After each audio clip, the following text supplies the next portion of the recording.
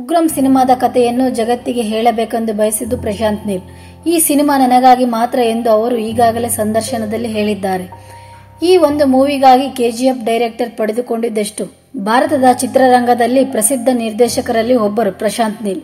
2018ರಲ್ಲಿ KGF release ಮಾಡಿ ಅವರು PAN India star director ಎನಿಸಿಕೊಂಡಿದ್ದರು. ಅವರು ಸೀಕ್ವೆಲ್ 2022ರಲ್ಲಿ ರಿಲೀಸ್ ಆಯಿತು. ಈಗ ಅವರು ಸಲಾರ್ ಸಿನಿಮಾ ಮಾಡಿದ್ದಾರೆ. ಈ ಒಂದು ಮೂವಿಗಾಗಿ ನೀಲ್ ಅವರು ಪಡೆದ ಸಂಭಾವನೆ ಬರೋಬ್ಬರಿ 50 ಕೋಟಿ ರೂಪಾಯಿ. ಹೌದು, ಪಿಂಕ್ ವಿಲ್ ವರದಿ ಪ್ರಕಾರ ನೀಲ್ 50 ಕೋಟಿ ಪಡೆದಿದ್ದಾರೆ.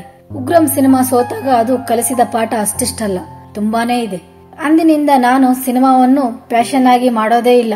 ಹಾಕಿದ ದುಡ್ಡು ವಾಪಸ್ ಬರುತ್ತಾ ಇಲ್ವೋ ಅನ್ನೋದನ್ನ ಮಾತ್ರ ನೋಡುತ್ತೇನೆ ಎಂದಿದ್ದ ನೀಲ್. ದುಡ್ಡು ಹಾಕಿದ ನಿರ್ಮಾಪಕರಿಗೆ ಲಾಭ ಆಗಬೇಕು, ಖುಷಿ ಆಗಬೇಕು, ಅದೇ ನನ್ನ ಗುರಿ ಅಂತಲೇ ಪ್ರಶಾಂತ್ ನೀಲ್ ಇತ್ತೀಚೆಗೆ ಹೇಳಿಕೊಂಡಿದ್ದರು. ಉಗ್ರಂ ಆದ ಮೇಲೆ ನಾನು ಪ್ಯಾಷನ್ ಇಟ್ಟುಕೊಂಡು ಸಿನಿಮಾ ಮಾಡೋದನ್ನು ಬಿಟ್ಟಿದ್ದೇನೆ. ಈಗ ಏನಿದ್ದರೂ ಅದು ಬಿಸಿನೆಸ್ ಮೈಂಡ್ ನಿಂದಲೇ ನೋಡುತ್ತೇನೆ ಎಂದು ಪ್ರಶಾಂತ್ ನೀಲ್ ಹೇಳಿದ್ದಾರೆ.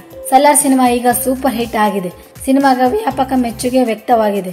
ಸಿನಿಮಾ ಹೊಸ ದಾಖಲೆ ನಿರ್ಮಿಸದಂತೂ ಪಕ್ಕ ಎನ್ನುತ್ತಿದ್ದಾರೆ ಜನರು. ಹೀಗೆ ನೋಡ್ತಾ ಇರಿ ಜಿಎಲ್ ಮೀಡಿಯಾ ನ್ಯೂಸ್ ಕನ್ನಡ ಅಪ್ಡೇಟ್ಸ್ಗಾಗಿ. ಹಾಗೆ ಲೈಕ್ ಮಾಡಿ, ಶೇರ್ ಮಾಡಿ, ಕಮೆಂಟ್ ಮಾಡಿ. ಪ್ಲೀಸ್ ಸಬ್ಸ್ಕ್ರೈಬ್ ಮಾಡಿ. Thank you for watching.